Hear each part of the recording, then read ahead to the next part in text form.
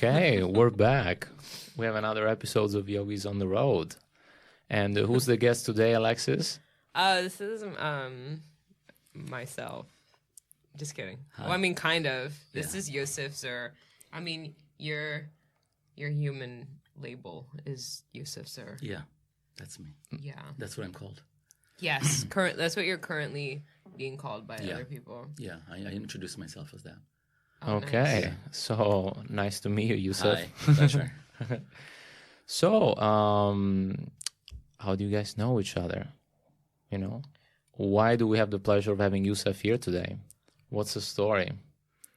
I don't Yeah, know. Alexis. What's your story? I mean, how do you want to explain your story? It's My story or how we Yeah. met? We were being asked to explain how we met. how we Yeah, met. how did we meet? How Yeah. did I meet you? I mean, in this life, so let's all Yeah. assume, Yeah, you know. in this round. Absolutely. Okay. I can Yeah. explain it from my side. Yeah. Okay. Yeah. Go for it. I was thinking about this. So I met Yusuf earlier this year. I was in a really hard place in my life and my personal journey. I was ending my job. I'm moving out of an apartment, going through this like wild relationship. I just come back from India and like traveling around the world because my boyfriend got killed by a car in front of me, and yoga, like the practice of yoga was like all that I had that was a grounding tool. And then so I came back to New York to practice at Eddie Stern's Shala, and then it like closed. And so everything in my life had like gone up in flames. And I was like, okay, I'm just going to take this month to grieve everything that has ended at the same time. And so I went to go practice at some shala that was by my house, and Yusuf was teaching there. And Oh, then- so it happened like, quote unquote, randomly. You just went to a place that was close to where you yeah, were. I was just like, I need to do something to like mourn the loss. I'm not ready to figure out what I need to do yet. And that's how I met you. I mean, I'm sorry, it's definitely like a hard time. Yeah, I mean, at this point, there's no need to apologize for things that are difficult. I think that something that at least True. Yusuf understands is that pain can be a really purifying agent and transformative in human evolution, spiritual Totally. evolution. That's interesting. I mean, I agree.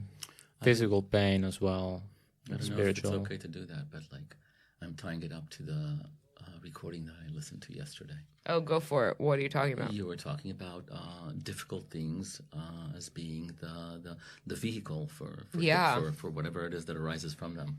Yeah. You spoke about that, right? With Laura. Yeah, right? with Laura. Yeah, we sort of brushed upon that too. Exactly. Have you undergone purifying pain Yeah. in your yoga practice? Yeah. I was born. It started then. Oh, yeah. Yeah. Yeah. From very early on, I think I had the idea that pain is a place where like creativity and many things are born. Yeah. It arise from there. Pain, suffering. Yeah. Then I kind of like at some point I realized that that's like playing into the whole thing of like seeing myself as a victim and that I tried to let that go at some point, seeing that like things can arise from joy and more positive experience rather than thinking like like almost like Well, yeah, what's the difference between, like indulgent pain and kind of like egotistical pain? That's like, oh, woe is me, life is so bad, I'm the victim, versus kind of productive pain. Well, I think it probably has to do with like how much you're stuck in that feeling sorry for yourself, like and it's it's the point of view you have on things. Or instead of being a hero of your circumstances and like going through and breaking through the pain and like have experienced that as a cathartic experience. Yeah, maybe. but I guess stopping to feel trapped by it and sorry for yourself. Although I think it is a part of that journey is to you're starting, at least for me, I'll speak only of myself, is that I do indulge in those shadowy, dark places. And like, But I mean, in the past, much more of like, I felt like life was happening to me. It was happening to me, and then so everything was happening to me, and I was a victim of the circumstances. Everything was happening to me. I didn't understand why. I was powerless. I couldn't do anything about it, and it was always like I would look around. Then at some point, how did that change? I don't know. At some point, I don't know how it changed. I think at some point, what I started saying is that things just happen, that life is just happening, as opposed to, I think that started when I started looking around and like meeting people and speaking with people, and I felt like people were talking about things they wanted to do. People were like, making plans for their lives, projecting things. And I was always like, I don't know. I never chose what I wanted to do, where I was going to be. I didn't feel like I actively chose. I always said things were happening, and I respond to what's happening already. I realize that I'm saying yes to things, and usually I said yes to things. Then I think like a thing that like I'm still working on is learning to say no to things. Like I still don't really know how to do that. But I realized that like things do arise, and then one is in front of this. One can make a choice, and that whatever arises actually arises out of choices you're making. Choices that you made will cause something else to come up, and then again you have the opportunity. You're presented with a choice. You need to make a choice, and every choice just leads to something else arising, and again you making a choice on it. So I think that was a big change for me, realizing that I was making choices, and that things were not happening to me, rather than like I'm making choices, and things then evolve from that until another opportunity to make a choice, which is immediately usually it's like a choice to a choice to a choice. Yeah, it's just like a chain of choices. Nothing else. But you know what's interesting? Like sometimes, like I think about that a lot, because I also feel myself that like things happen. Like I chase things, but I mostly feel that like I react to things. But like sometimes I feel that there is some sort of like hand guiding me. Like I can make whatever choices, but at the end of the day, the product is the same. Meaning if I have to get from point A to B, I will get to B. It's just how I get it. That's sort of like my choices. Yes. You know what I'm saying? I know exactly what you're saying. So you said a few things there.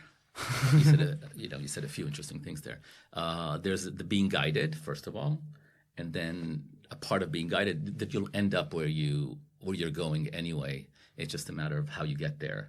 So yeah, I mean, like, can go about this. Like, I'll touch about being guided, but that too is a process of realizing at some point that you are being guided, but you are given the choice to respect that. At the same time, your choice is respected. That's one thing that if you have one thing, and I mean that's like from reading, but also my own realization over time in my life is that if I have something, it's a choice.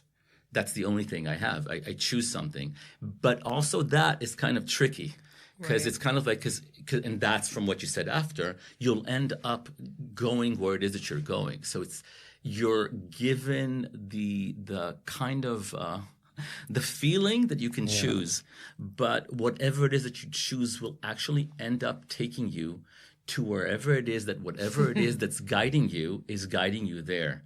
So your choices are always going to basically lead you there because that's where you're being guided. It's just a matter, and what it is a matter of like, if you talk about time, it is a matter of like how long it's going to take you and what kind of experiences you're going to have on the way. But I think even that, well, I guess in Hindu philosophy, this is known as your dharma. So we talked about this, like the Dharma is the life duty. So everybody in yoga practice, the practice is to help you identify your Dharma, and so you go within and you feel your desires in yourself, your actual desires to say yes as well as no.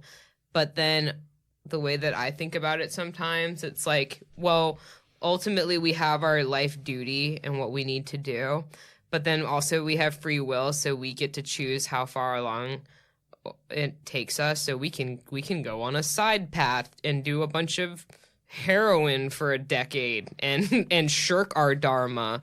But eventually we're going to have to quit that and respect what's born within us.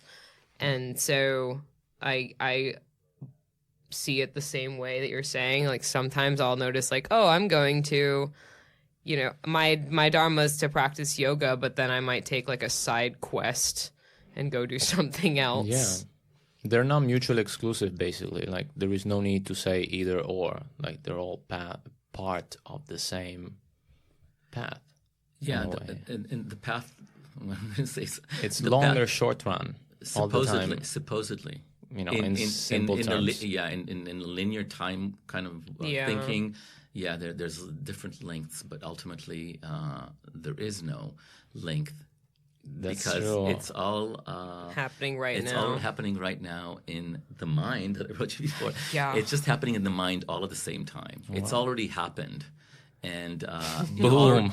You already got there. And now you're thinking that you're on the way, and you're being allowed to play with the thought that you're going somewhere, and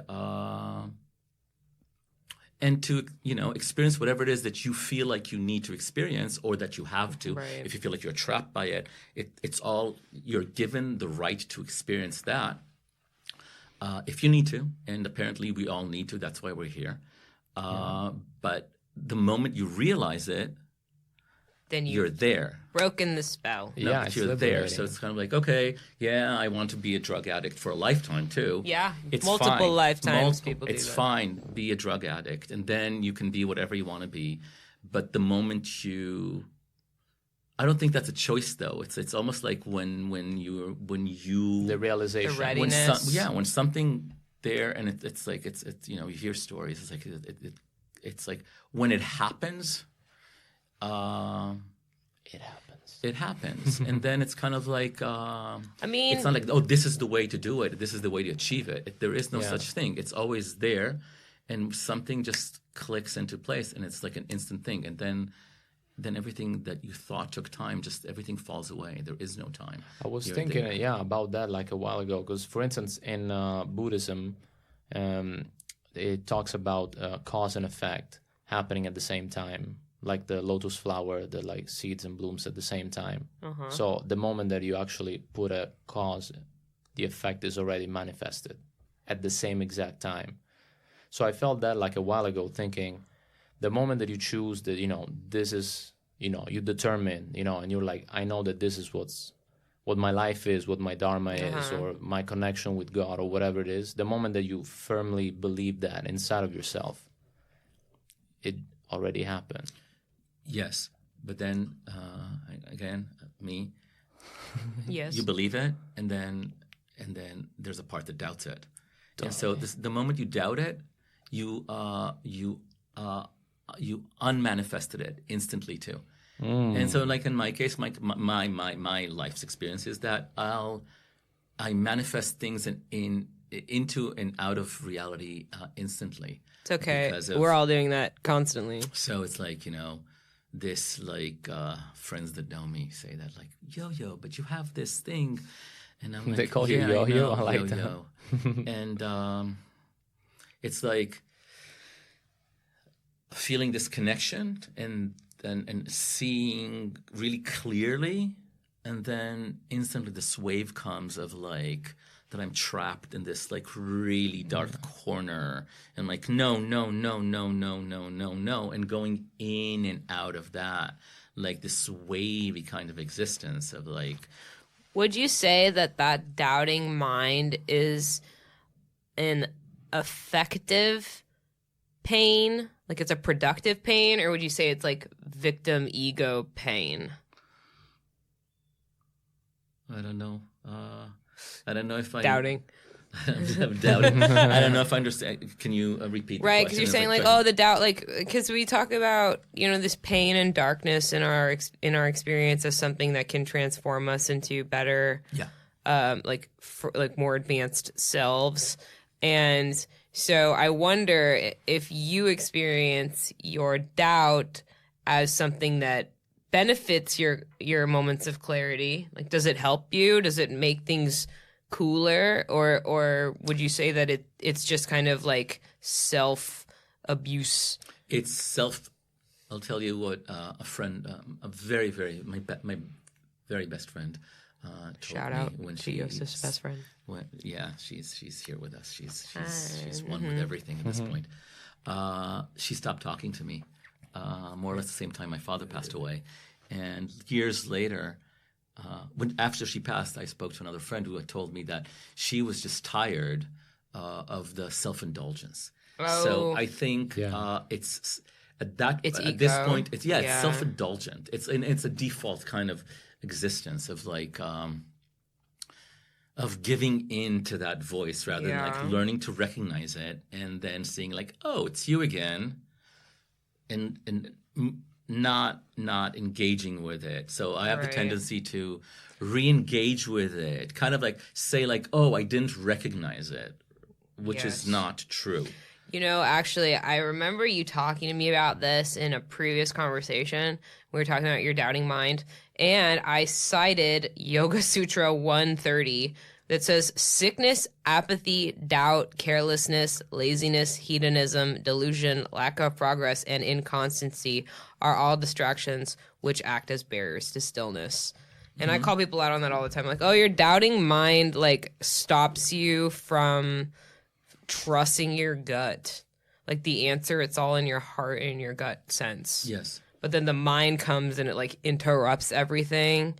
And so then the practice of yoga is like witnessing, oh, now I'm doubting again. Exactly. So catch yourself doubting. Couch the doubt. Couch the doubting. Catch the doubt as it's manifest. Well, yeah, you want to catch it before it manifests, because once it's manifest, then it's there, and you're the doubter. But so can't you just do things despite the doubt? Like when the little voice talks to me, just say, okay, cool, whatever. Think what you want, little voice. I'm just gonna keep on doing it no matter what. I don't know if that's like real doubt or it's just like, No, I think that's legit. Yeah. I think that might be because of your yoga practice, that you'll be doubting but then you're just in a seat where you're witnessing. You're like, oh, now here I have a mind and it's doubting. Because my whole thing with my past with drugs and all that, I always, thought, okay, I'm an excellent, drug addict because I used to. Best drug dharma. Because it's like they don't affect me negatively. Like I see the monsters in me, and I talk to them, and I know that they're monsters, and I don't have to like stop them or pretend they don't exist. So when the doubt manifests, it's like I don't try to block it or cage it or pretend it's not there. Yeah. I just say, okay, cool, man, you're here, cool. You know what? I'm gonna do it. I don't care. So I still engage in conversation with it. Yeah. So it takes me time to recognize it over and over and over again. It's like, so I still dance with it. I still fall into believing it. Oh, I still believe switch. it. So that's the yoga practice. Oh my God. That's where you're at. Here it is. It's like I still believe it, but only initially. Yeah. That's like I already have the other side that knows it. Yeah. But still, every time it comes up, it's kind of like, oh. Now it depends. I have the times where like I'll get up and I'm like, okay, it's this. And it's like I know it's like, okay, it's this. But because it's a shapeshifter.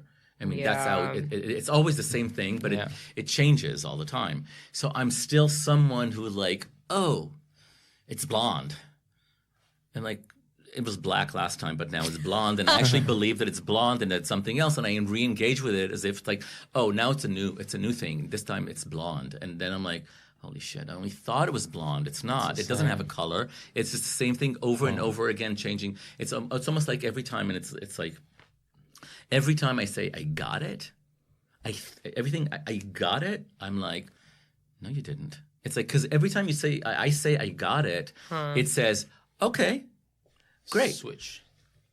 Now it comes like that. It's like, you got it, great, and it shifts, and it comes like that, and many times I do get it, and many other times I don't, because it's so brilliant that whatever it is that I get, since this, here's the thing, it's like whatever it is that I learn, it learns because I am it, and it is me. And so whatever it is shifting there is me.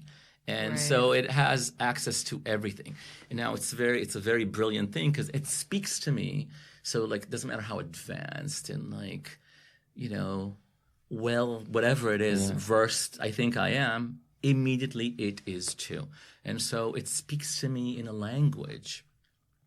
It speaks to me in your language. In my language. It comes to me and I'm like, oh, it's like, it entices me. And I'm like, oh, it plays as if it's that. It's doing everything for me. It speaks my language. It talks to me in the language that, supposedly, let's talk. If I think I'm on a path to God, it speaks to me in a language of the path to God. That's coherent with what you think is the right. And then, and I believe it but actually its agendas are different.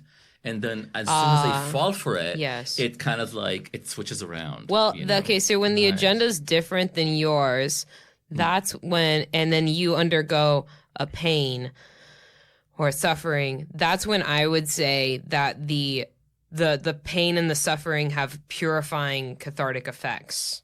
Because it's maturing you, but it's in a way that forces you to break your egoic expectations of how you thought life is. Yes. Do you know? So it helps to break the ego. So in those moments, you're respecting the messages, you're receiving them, you got it, and then shit fucks itself again, and then you are upset. But at that moment, the suffering is conducive to your growth. Oh, but I think ultimately it always is. Okay. So here's the thing. There's frustration and stuff like that. Again, if we're talking about linear and like how long it takes, and we taled about going in circles and all that. How many times you have to repeat an experience in order to recognize it doesn't matter if it appears as blonde or black. Right. It's the same experience. Supposedly it's the same experience. Now, the thing is that if you need to repeat it for lifetimes, let's say if we're talking in time, then that's what you have to do. Right. Now, the part about self-pity is like is it's almost like a break that I'm taking from actually engaging and working it, where like, and I'll say like, holy shit, I can't do this anymore.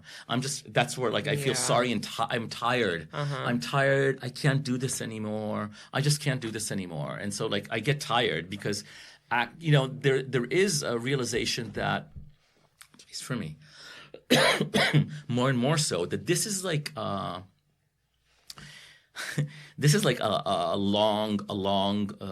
infinite road. Yeah. This is like an infinite road. And so like sometimes when going through the hard patches, there is it's like on a hike, and I'm going up like uphill. The angle is so playing the victim is like taking a break. Well, that's where I feel like I need the break. Where I'm like, okay, I can't do this anymore. My knees are hurting, my feet are hurting. I can't do this anymore because there's also the realization of take like, a sip of water. There's a lot of judgment there too. So it has to do with judgment and expectations of yourself. To like, oh my God, how long is it going to take me? I thought I was so much more advanced. I can't believe this is happening again. I can't do this anymore. It's a slap in the face every time. But the problem such a disappointment with self-criticism and playing the victim is that you don't actually get a break from the activity of engaging in this repetitive karma, because you are hurting yourself, so you don't get to really recover. Do you know? It's not like, oh, I'm tired, so I'm gonna stop and breathe. It's, oh, I'm tired of doing this, so I'm going to be mean to myself for like 3 days Yes. and shame myself and get caught in this like hell realm of the mind. Yes. And then you exhaust and deplete your energy Completely. even more. Yes. So You're it might throwing a tantrum. seem like a break. Yeah. But it's not. No, it's not. It's So- like that's what it tells you though. Oh, it's convincing. It's telling you Yeah. that you need a break, and you believe Yes, it. okay. It's telling you that But you then need a you break. can't let yourself take a break. You just shame and doubt. Because you're not allowed mentally to take a break. Well, you can't. There is no break. Ultimately, there are no breaks. It's like there is no break. There are no breaks. You have to. It's like you just keep going. Yeah. You just keep going. And So I like that where yogi is on an infinite road. And I mean, let's keep this as like part 1 because we already packed it with like a lot of stuff and it's super dense episode. So we'll Mind blown. we'll take a break and we'll come back take with a break. okay. Okay. we can take a break here. It's pretty chill. Yeah. All right, we'll take a It's break on the at infinite the road. break mart. And and then we'll come back for part 2. Thanks, just Okay. Awesome. Thank you. Thanks everyone for listening. Thank you, Yosef. Thanks, Alexis. Ciao.